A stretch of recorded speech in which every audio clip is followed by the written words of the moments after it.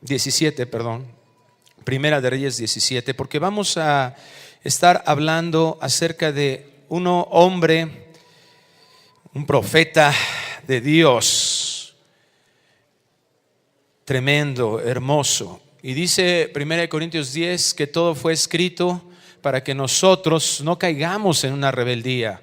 2 Timoteo capítulo 3 versículo 16 y 17 dice que el Señor es el que inspira su palabra y toda la palabra es útil para nuestras vidas, para que nosotros podamos ser exhortados, animados, para ser enseñados, dirigidos por Dios. Y por eso vamos a hablar acerca de lo que Dios hizo en este profeta Elías. Y quiero, antes de leer 1 Reyes 17, que podamos contextualizar cómo surge Elías. Vamos a leer en este versículo que no se habla antes, tú le buscas después, y no se habla prácticamente nada de su familia, de su genealogía. No se habla de Elías mayor cosa más que del lugar donde vivió y del grupo gentilicio de donde surge él. Pero sí se habla de las condiciones en las que él viene al escenario bíblico, al plan divino, para mostrarnos a nosotros y enseñarnos muchas cosas importantes. En medio de las peores condiciones espirituales de Israel, en el momento más oscuro de la monarquía, de hecho surge la monarquía. En 1 Samuel vemos que el pueblo pide por un rey, el pueblo que no tenía una satisfacción plena en Dios, que no había entendido que Dios debería de ser o que Dios era suficiente para sus vidas cuando lo colocamos en el lugar adecuado en nuestro corazón. Y entonces volteaban a ver las naciones, los otros tienen reyes, y Samuel pues como que no lo sentimos suficiente, como que no cumple con todo lo que quisiéramos que fuera, o tal vez dijeron ya nos aburrimos de él. La Biblia no nos dice exactamente, ¿verdad?, que es la profundidad del corazón, pero ciertamente era algo pecaminoso. Porque cuando Samuel va con Dios y le dice, oye, me están pidiendo rey, Samuel por supuesto se sentía mal, Samuel por supuesto se sentía triste, tal vez un poco molesto por el rechazo de su liderazgo del pueblo de Israel. Y entonces Dios le dice, tranquilo Samuel, no te están rechazando a ti, me están rechazando a mí. Algo que es importante para nuestras vidas, en nuestro caminar aquí en la tierra. Cuando nosotros vamos a predicar la palabra, cuando nosotros hacemos la voluntad de Dios, y cuando el mundo se niega o no quiere oír o no quiere atender, no nos están rechazando a nosotros, lo están rechazando a Él. Esto es una decadencia, por supuesto, en el pueblo de Israel, un alejamiento que va gradualmente creciendo hasta llegar a un punto en donde el pecado se vuelve algo terrible. Elías surge 58 años después de que el cuarto rey de esta tierra, de la nación, provoca una división al no atender el consejo de Dios. Se dividen las tribus, ¿verdad?, en Israel y en Judá. Y vemos que la línea de Israel, ¿verdad?, la mayoría de las tribus de esta nación desvían su corazón de hacerle caso a Dios. Y vemos este punto de clímax de alejamiento de Dios con el rey impío Acab, que de la misma manera, dice el capítulo 16, si usted puede leerlo en casa, a la parte final del capítulo nos hace un resumen de estas condiciones de Israel. Acab dice que se le hacía con tanta facilidad pecar que no le importó escoger una mujer que no fuera del pueblo de Dios. No le importó escoger una mujer que no fuera temerosa de Dios. Había tanta dureza en su corazón que no tan solo esta mujer no creía en el Señor, sino era terriblemente idólatra. Adoraba a los Baales. Esto surgió una contaminación por toda la nación, en donde el pueblo de Dios, cada vez más alejados de sus preceptos, se volvió de igual manera un pueblo idólatra. Tan idólatra que ni siquiera se daban cuenta que lo que estaban haciendo era una perversión total.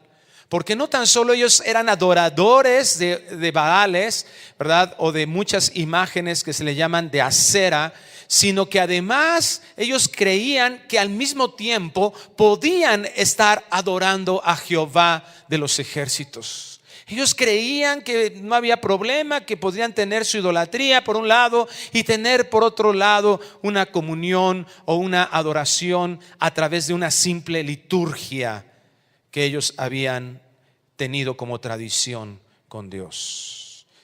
En medio de esta completa rebeldía, Dios nos narra el versículo final, los versículos finales del capítulo 16 de Primera de Reyes, que surge un hombre llamado Giel de Betel, que se le ocurre reconstruir Jericó. En Josué 6 vemos que esa destrucción de Jericó, que es el inicio de la conquista, una vez de la salida de Egipto de Israel, cumpliendo Dios sus promesas, pasan por el desierto, inicia la conquista, y la primer ciudad que conquistan en el lado de la tierra prometida cruzando el Jordán es Jericó. Y Josué profiere una maldición y dice que el que reconstruyera esa ciudad será maldito él y su descendencia. Estaba tan alejado el pueblo de esto que todo el pecado, todas las cosas que hacían, ¿verdad?, no les importaba. Había una simpleza para ver todo eso. Llegaron al punto de ignorar las consecuencias, las advertencias de Dios ante la desobediencia.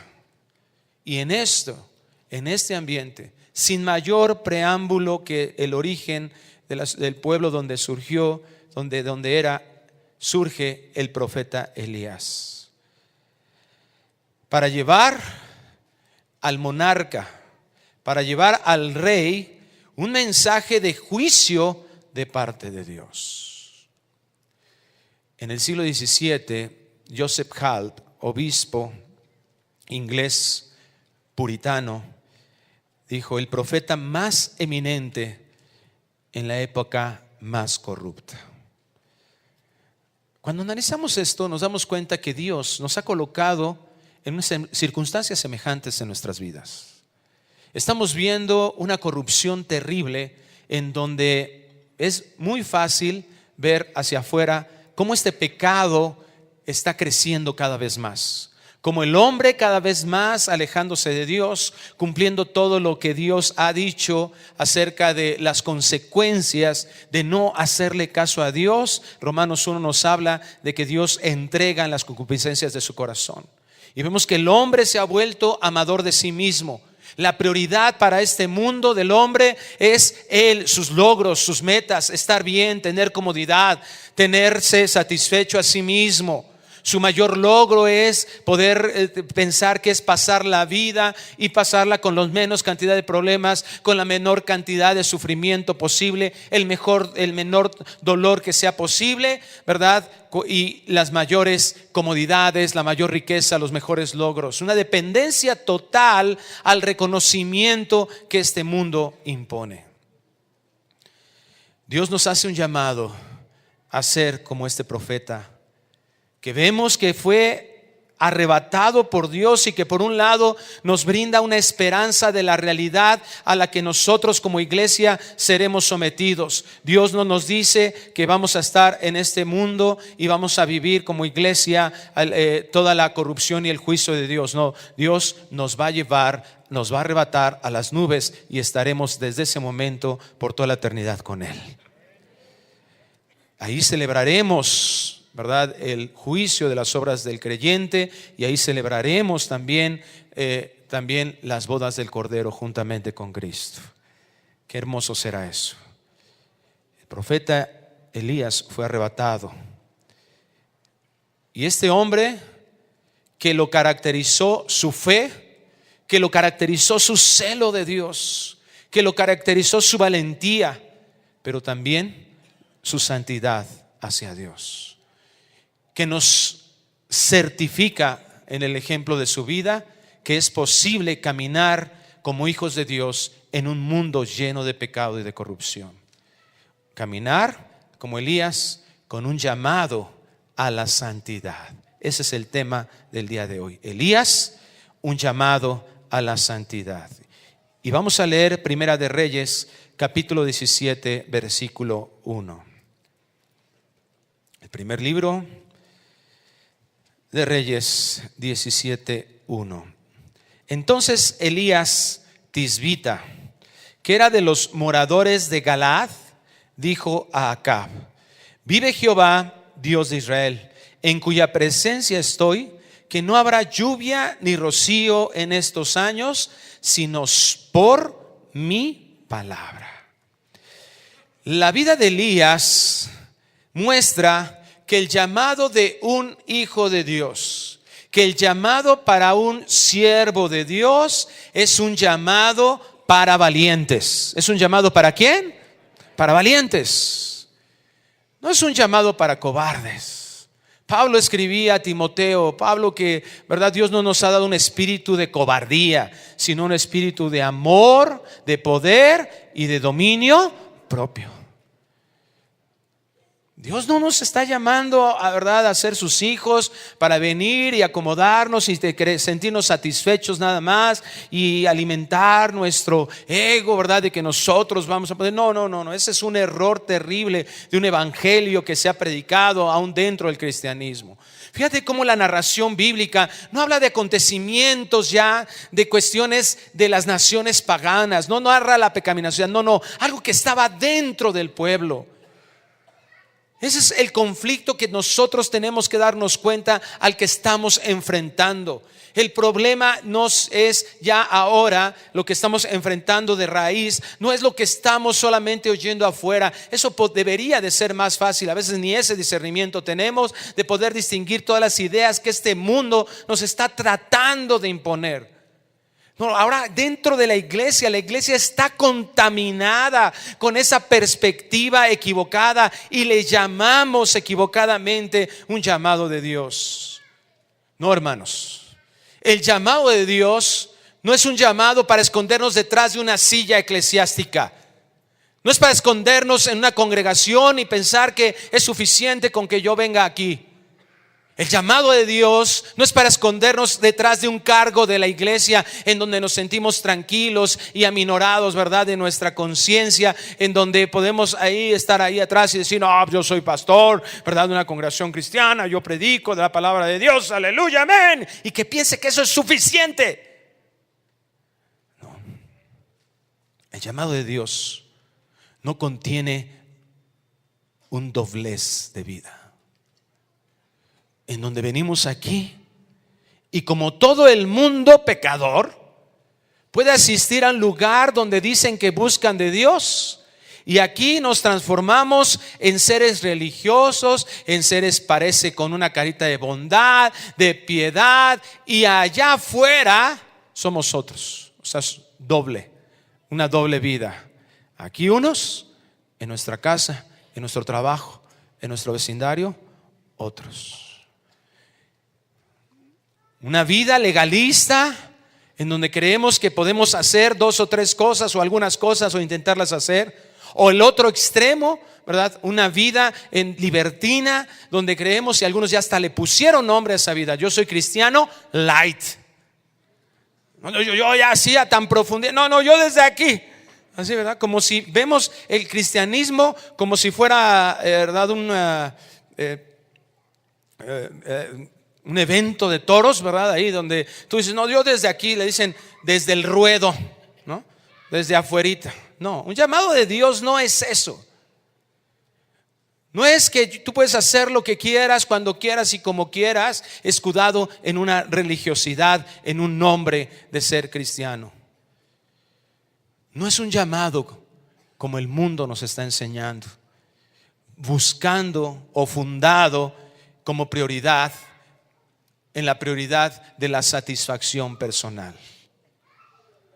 Vemos aquí en la vida de Elías que Elías aparece y no se habla, podemos denotar en su vida la preparación de Dios hacia él, cómo conocía a Dios, pero no se habla nada de eso. Elías aparece cargando el peso del mensaje de juicio al pueblo y no se amedrentó. Él no se le ve titubeante. Elías no se ve como Moisés, que cuando Dios le llama le dice: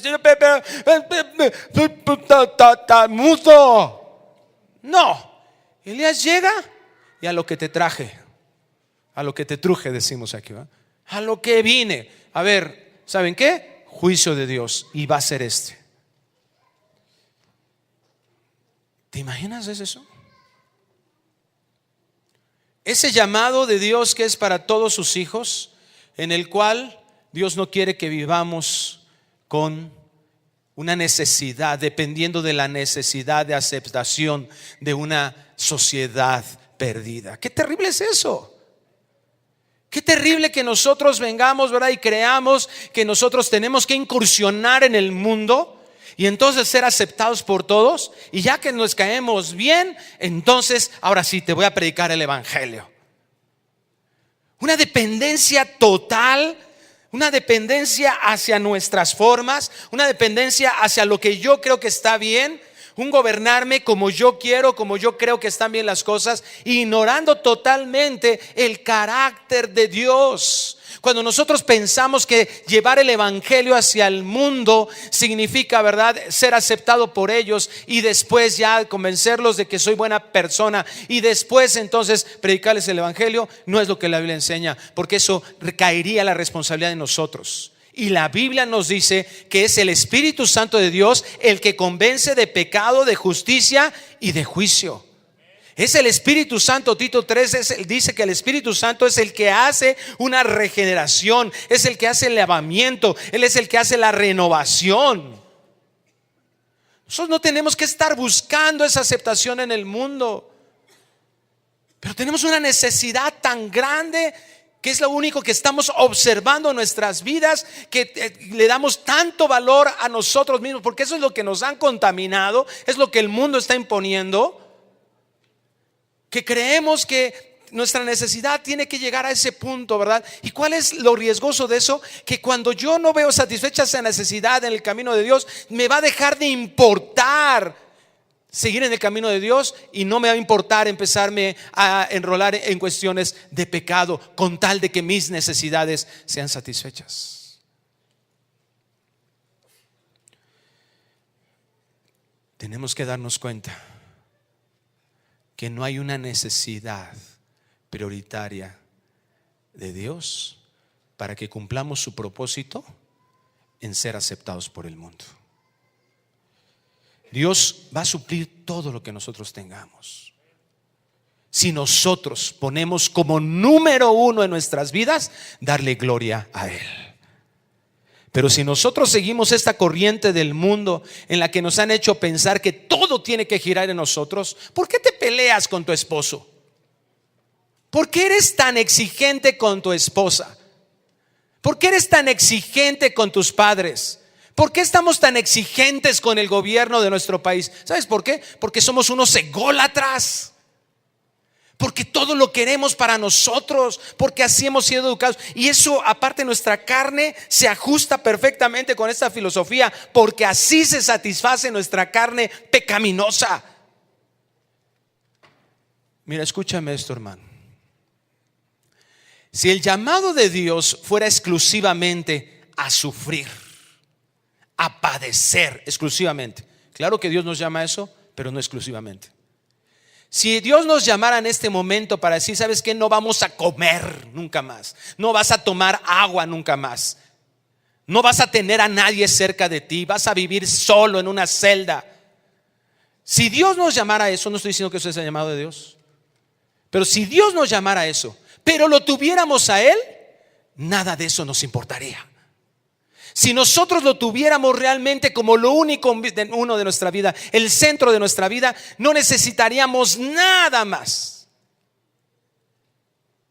Si Él está con nosotros, si estamos convencidos de que Él es el todo para nuestras vidas. Elías fue obediente, pero Dios no lo abandonó en el peligro de estar en medio de una nación impía. El rey Acab podía nada más menear los dedos y Elías hubiera sido muerto. Pero Elías estaba protegido por Dios. Había ahí algún temor dentro de esos enemigos que decían: no podemos mover en contra de él. Y vemos esa provisión de Dios, para que no te espantes, en los siguientes versículos. Porque Dios le dice a Elías, versículo 3 de 1 Reyes 17: apártate de aquí y vuélvete al oriente y escóndete en el arroyo de Querid, que está frente al Jordán. Beberás del arroyo, y yo he mandado a los cuervos que te den allí de comer. Aunque nosotros pudiéramos enfrentar con Dios, ¿verdad? En nosotros, enfrentar hambres, enfrentar enfermedades, aunque pudiéramos enfrentar lo que sea, ¿verdad? Cualquier situación, Dios es bueno.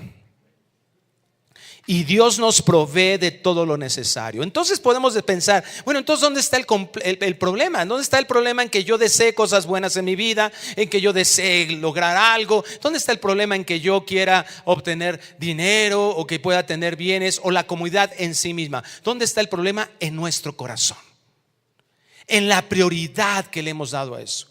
Que esas cosas evidentemente son más importantes que Dios y que la presencia de Dios en nuestras vidas. ¿Cuánto tiempo y con qué prioridad le damos a nuestra comunión devocional diaria con Dios?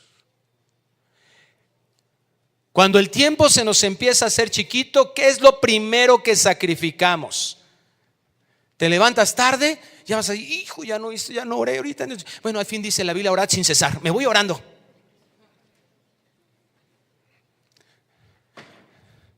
Y ya no leí nada. Bueno, pues ahorita, ¿verdad? Escucho una prédica. Con toda honestidad, ¿cuál es la prioridad que le estamos dando a Dios en nuestras vidas? Porque mira, la desviación del pueblo, si te das cuenta, siempre ha sido la estrategia divina. No va caminando hacia el pueblo, ¡pum! 90 grados, no. La desviación es paulatina. El enfriamiento es de poquito a poquito. Comienzas a dejar de orar en la mañana, luego se te olvida hasta orar por los alimentos. Al rato ya estás diciendo cosas que no debemos. Ya hay aspereza hacia la esposa, ya hay rebeldía hacia el esposo, ya maltrataste a tus hijos, y de ahí llegamos al punto en que ya no distinguimos. Y solamente nos la pasamos justificando nuestras mentiras, justificando nuestra soberbia. Bueno, la soberbia ya ni nos pasa por aquí, ya ni la distinguimos, es nuestra mejor amiga. Va con nosotros a donde quiera que vamos. Hermanos, Dios quiere hacernos ver que Él tiene el control de todas las cosas, que tenemos que empezar a cambiar esa ideología en la que el dinero, en la que los bienes de este mundo, en que las amistades de este mundo, en que nuestra propia persona es lo número uno. Lo número uno es el Rey de Reyes y Señor de Señores. Él debe de ocupar el trono de nuestro corazón. Es un llamado radical de Dios hacia nuestras vidas para ir en contra de corriente. No estoy hablando ser, como decimos, ¿verdad?, contreras. Que la gente venga y te diga: oye, hacemos una reunión de fin de año tu familia. ¡No! Oye, te invitamos a desayunar a la casa. ¡No! La verdad es que esas personas que a todo te dicen que no y todo le ven mal, más bien es como una forma de llamar la atención, ¿no? Que quieren atención y que quieren a todo. No. Dios no nos llama a eso.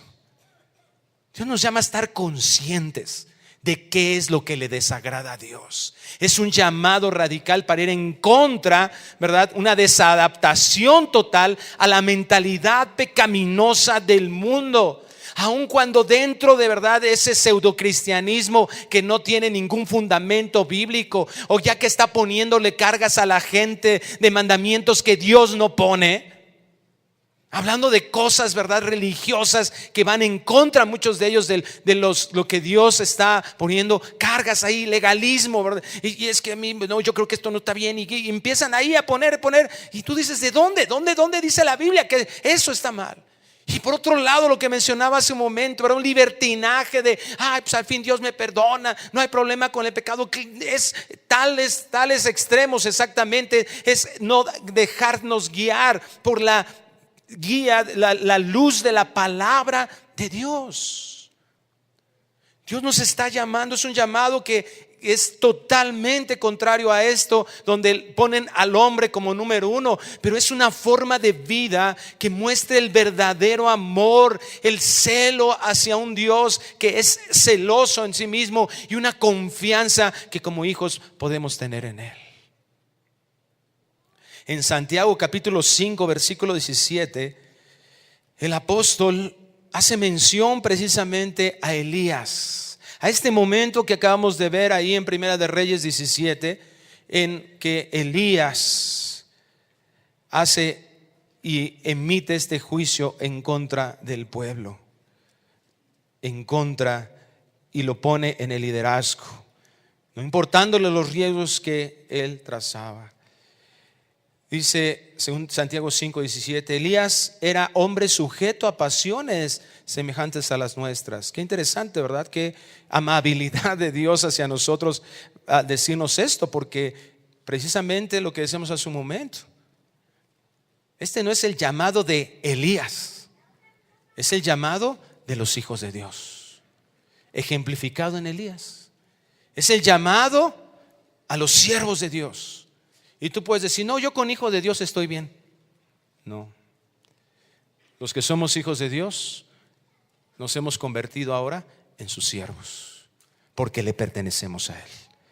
Él pagó el rescate por nuestra vida, y ahora Él cambió esa esclavitud por el pecado a un servicio voluntario para que le dé gloria a su nombre. Y oró fervientemente para que no lloviese, y no llovió sobre la tierra por 3 años y 6 meses. Y otra vez oró, y el cielo dio lluvia, y la tierra produjo su fruto. ¿Cuál fue el contraste entonces en la vida del pueblo de Israel y este profeta Elías y algún remanente que Dios guardó? Es el mismo llamado que Dios nos está haciendo a cada uno de nosotros. Es el llamado a vivir en santidad, a no tolerar ni participar del pecado. ¿Y por qué nos hace este llamado de vivir en santidad? ¿Por qué el Señor quiere que hagamos esto? Porque, hermanos, no hay una manera de distinguir, no hay una manera de juzgar el pecado viviendo en la misma suciedad. No hay una manera. Si nosotros vivimos en pecado, entonces ni siquiera vamos a poder, hasta da pena a veces hablar del pecado de otros, o poder exhortar, o poder decirle a una persona. ¿Cómo le vamos a decir a una persona cómo salir de su pecado si nosotros estuviésemos sumergidos ahí? Elías reaccionó a la condición de Israel porque su relación era con un Dios completamente santo. La adaptación al pecado se origina cuando nosotros tenemos un conocimiento superficial de Dios. Y lo que vemos aquí en las palabras de Elías al emitir ese juicio es que Elías conocía a Dios, Elías conocía la ley de Dios, Elías conocía las consecuencias de rebelarse contra las instrucciones que Dios había marcado. En Deuteronomio capítulo 11 versículo 16 vemos esta instrucción de Dios y vemos claramente su consecuencia. Dice Deuteronomio 11:16: guardaos pues que vuestro corazón no se infatúe y os apartéis y sirváis a dioses ajenos y os inclinéis a ellos. Y fíjate el versículo 17: y se encienda el furor de Jehová sobre vosotros y cierre los cielos y no haya lluvia ni la tierra dé su fruto y perezcáis pronto de la buena tierra que os da Jehová. ¿por qué oraste hoy? ¿Por qué oraste ayer? ¿Por qué oraste la semana pasada o durante la semana? ¿Cuáles fueron tus oraciones? Porque normalmente nuestras oraciones son: Señor, dame para pagar la renta. Señor, dame sabiduría para hacer mi trabajo. Señor, dame y dame. Y la mayoría de veces nuestras oraciones están centradas en darnos. Pero ¿por qué oró a Elías? ¿Cuál fue la oración de Elías? ¿Qué dijo Elías? ¿Por qué oró, dice Santiago? ¿Porque no lloviera? ¿Por un juicio? Su oración no fue caprichosa. Él no se levantó un día y dijo: ya me caen gordos y me voy acá, me caen más gordos acá. A ver, voy a orar. Se va a parar la lluvia, se va a parar el agua, ¿verdad? Aquí, y no va a haber más. Yo creo que los habitantes de esta ciudad ya podemos darnos un poquito más de idea de lo que significa esto, ¿verdad? De la sequía. Que nos quiten el agua, que corten el agua. Hubo pocas zonas que realmente sufrieron este cierre de aguas a principio de mes, excepto los de Iztapalapa, ¿no? Creo que, sin ofender hermanos de Iztapalapa. Yo hablé con unos hermanos de Iztapalapa y me dijeron: oye, ¿qué? ¿Ya estás preparando ahora para el cierre de la sequía? Y me dijo: no, nosotros ya estamos acostumbrados a eso, ¿verdad? Pero muchos causó una euforia, ¿verdad? Y se empezaron ahí, compraron cubetas y las llenaron y a pesar de que no hubo tanto, pero ya podemos darnos una pequeña idea. ¿Sabes qué oró Elías? Porque no lloviera, y no fueron 4 días ni una semana, 3 años y medio. Oró porque esto sucediera. Oró porque se murieran las plantas de todo Israel. Oró porque no hubiese comida. Oró porque no hubiese que tomar. Oró porque hubiera tal vez una de las mayores crisis que pudiera haber en la nación. Una oración que no fue porque les cayera mal a alguien o porque él deseara el mal, odiaba a alguien. No, fue una oración guiada por el pensamiento de Dios. Cuando nosotros vemos esta oración y lo comparamos con, aunque no sabemos acerca mucho de la vida de Elías, nos damos cuenta que Elías conocía la palabra de Dios. Que él se paró ahí y dijo: ¿sabes qué? Hay tanto este pecado y no va a haber agua. ¿Por qué? Porque Dios lo ha dicho. Porque Dios así juzga las cosas. Estamos metidos en una pecaminosidad tan profunda en nuestras vidas que a nosotros, ¿verdad? Cuando nosotros volteamos a ver en Apocalipsis cómo van a ser enviados al lago de fuego todos los enemigos de Dios, que decimos: oh, pobrecito, ay, no, se fueron al infierno. La pregunta es: ¿que acaso Dios es malo? ¿Acaso Dios es injusto? No, lo que revela ahí es nuestra propia condición todavía de pecado, al no entender la justicia de Dios. Y eso se demuestra en la práctica de nuestras vidas. Porque dice Santiago mismo ahí en el capítulo 4, versículo 3: pedís y no recibís. Qué impresionante. Porque somos hijos de Dios. Ok, 3, gracias a Dios por... Lo voy a volver a preguntar. ¿Somos hijos de Dios? ¿Tenemos un Dios todopoderoso? ¿Por qué no recibimos?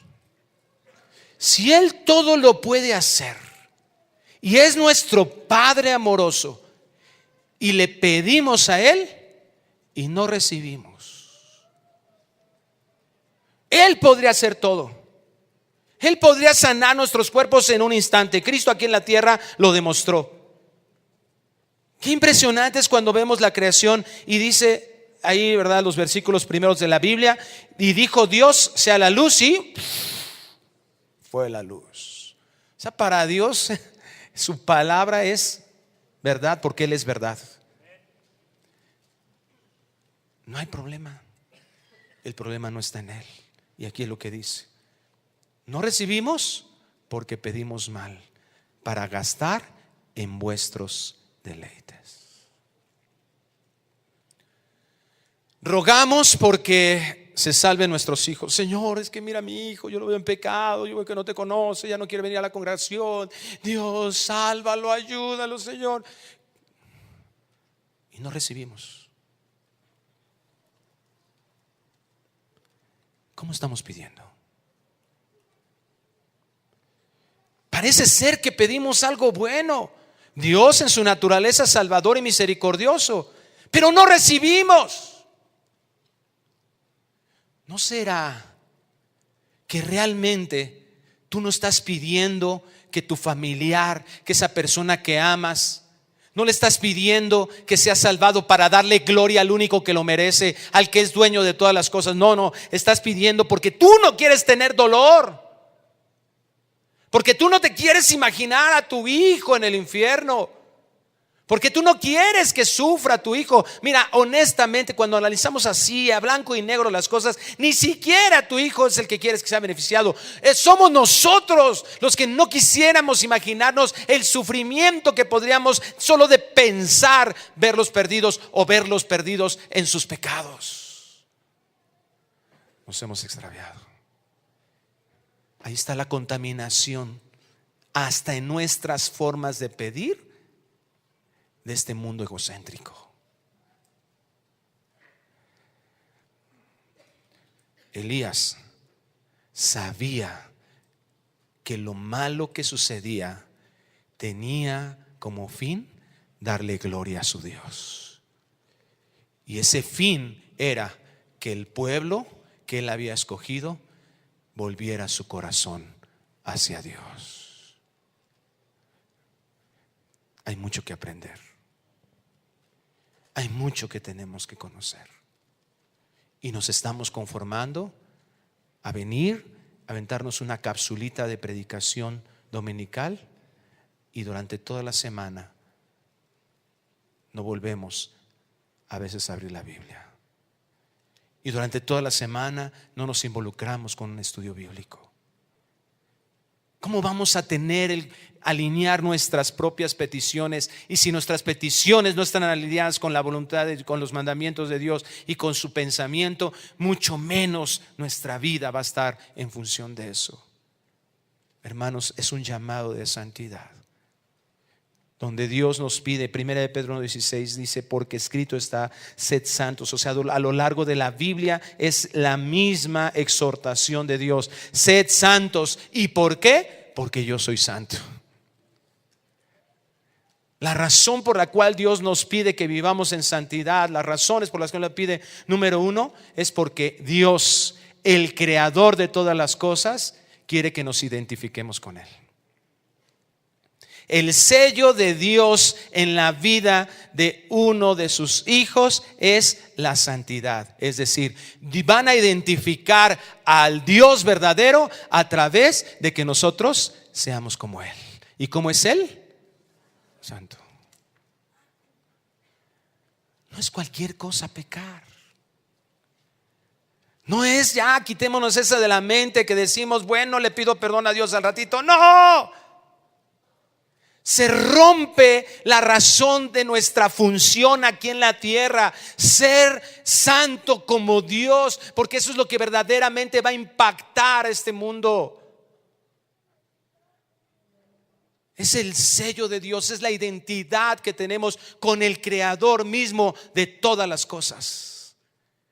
Buscamos a veces clases de apologética, razones, predicaciones, videos, ¿verdad? De científicos, y decimos, ahí está, mira, para que se caen la boca mures ateos.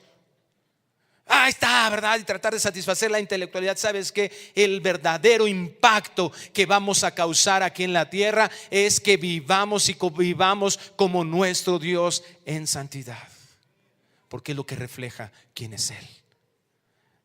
No se trata de que nosotros hablen bien de nosotros. No se trata de que sean como nosotros. Se trata que caminen, que sean discípulos de Cristo, que lleguen a ser como el varón perfecto. Número 2, ¿por qué Dios nos llama a ser santos? Porque Dios, como rey, le agrada que le obedezcamos. Porque la obediencia es lo que determina quién es el rey en nuestras vidas. La obediencia es quién hace evidente quién está sentado en el trono de nuestro corazón. Y la obediencia a sus mandamientos es lo que refleja su santidad. Número 3,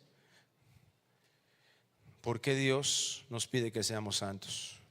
Porque Dios como Padre desea lo mejor para sus hijos. Los que somos padres entendemos muy bien esto. Aunque somos falibles, Cristo lo dijo: si vosotros siendo malos, ¿vosotros siendo qué? Sabéis dar buenas dádivas a vuestros hijos. Nosotros con nuestra pecaminosidad entendemos lo que es eso y nos gusta darle buenas cosas a nuestros hijos. Nos gusta que coman bien, nos gusta que vistan bien, que no tengan frío, ¿verdad? Que se salgan ahí y ya lo detienes. Ay, regrésate por una chamarra porque hace frío, ¿verdad? Y nos gusta, ¿verdad?, verlos bien, nos gusta verlos contentos, nos gusta verlos educados, nos gusta verlos que progresan. Claro, ¿sabes qué? Dios como Padre también le gusta, le agrada que nosotros vivamos bien. Y la mejor manera de vivir en este mundo es haciéndole caso al que diseñó este mundo. Seguir sus instrucciones. A lo mejor no las vas a entender. Ay, ¿por qué tengo que terminar a mi novio que tanto me quiere? Ay, ¿por qué tengo que dejar a estos amigos? Dieron su vida por mí. ¿Qué tiene de malo? ¿Quieres entender qué tiene de malo? Espérate que Dios te lo explique. Ahorita obedece. ¿Cómo vas a entender qué tiene de malo si no estás escuchando su voz? Claro que Dios nos enseña qué tiene de malo. Claro que Dios nos dice a dónde llegaríamos si seguimos en esas condiciones, por supuesto. Ahí está la explicación. Pero si no has leído la explicación, ¿cómo quieres saber la razón? ¿Te das cuenta del círculo vicioso en el que nos metemos? Como yo no sé la razón, pues no obedezco, porque no lo entiendo. Entonces no obedezco y pues más me se endurece mi corazón, menos voy a entender. No es al revés. Obedece, sigue, mantente y Dios te va a enseñar los porqués. Claro. Claro que Dios nos enseña los porqués. El Señor Jesús, que dijo: ya nos llamaré siervos, llamaré amigos, porque el siervo no conoce por qué el Señor hace las cosas. Pero es un proceso. Cuando vemos al Señor, nuestro nivel de identidad con Él, nuestro nivel de intimidad con Él es de hijo. Y eso ya no nos separa de su amor. Y luego, ¿verdad?, el Señor nos dice que somos siervos. Y si seguimos caminando y conociéndole, Él nos va a ser sus amigos, porque cada vez más vamos a ir comprendiendo por cómo funcionan todas las cosas. Ah, no, nosotros, yo hasta que entienda. Ahora que yo sepa por qué tengo que sujetarme a este ogro del pantano. No, funciona al revés. Basta con saber que es un Padre amoroso y que todo lo que Él nos pide va a redundar en una bendición. No te digo pon los ojos en la bendición, Sin embargo, tenemos que saber que Él nos bendice. No es la prioridad la bendición, nuestra prioridad es Él. Pero hay que conocerle. Y la última razón es la forma congruente de predicar el verdadero evangelio del Señor. La obra de Cristo Jesús, la redención de Cristo Jesús. La palabra redención significa pagar el precio por nuestro rescate. ¿Y qué es lo que provoca ese rescate en nosotros? Efesios 1 lo dice. Fuimos elegidos por Dios para ser santos y sin mancha. ¿Para ser qué? Santos y sin mancha. Y si nosotros estamos predicando que la obra de Cristo tiene el fin de rescatarlos para hacerlos santos y sin mancha, ¿Cómo va a ser congruente eso si nosotros vivimos en impiedad? Si para nosotros se nos hace fácil y sencillo irnos desviando hasta estar justificando la mentira, el robo, hasta estar justificando las cosas que ves y no guardar tus ojos, hasta estar justificando las cosas que tú sabes perfectamente que dices y que no son agradables ni para los que te están oyendo y tampoco para Dios. Es un llamado a una santidad como la de Dios, donde Dios, repito, no nos abandona, sino nos da los recursos, nos da la guía. Pero Dios quiere que cambiemos quién está en el trono, que de una vez por todas ahí puede estar tu dinero. Porque a veces tú puedes decir, bueno, gracias a Dios ya no traigo una pata de conejo, yo ya no traigo una estampita en mi cartera, donde antes, ¿verdad?, sabía que eso me protegía o creía que eso me protegía. Ya no tengo una imagen en la casa donde antes me adoraba, me santiguaba ahí. Ya no tengo, ¿verdad?, o de metal o de madera. No, ya no tengo eso. ¿Sabes qué? Dice Pablo, la avaricia, el amor al dinero es idolatría. Cualquier cosa, cualquier persona, cualquier pensamiento que sea más importante que el pensamiento o que Dios mismo es idolatría. Cualquier cosa que nos dé seguridad en nuestras vidas antes que sea Dios es idolatría. ¿Quieres identificar si eres idólatra con tu dinero? ¿Cómo lo administras? ¿Diezmas? ¿Ofrendas? ¿Das para los pobres? ¿Gastas en tu familia antes que en ti?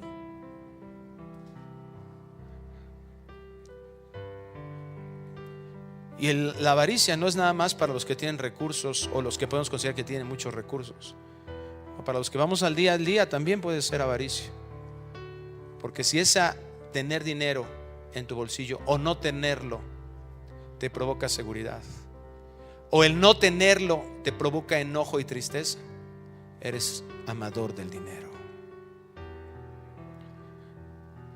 Estamos tan impuestos con tantas necesidades que realmente no son necesidades, que nos han inclinado, nos han hecho inclinarnos ante ese Dios llamado dinero, el Dios de este mundo, el Dios de este siglo, el Dios de este tiempo. Dios quiere que cambiemos, que nos arrepintamos y que pongamos en ese lugar de nuestro corazón, en el trono, al único que lo merece, a nuestro Dios. Cierra tus ojos. Toma una decisión. Toma una decisión, tú con Dios.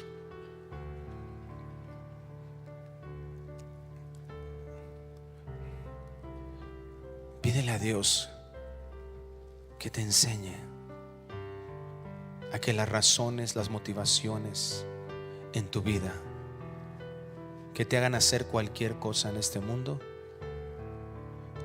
ahora sean para darle gloria a Él.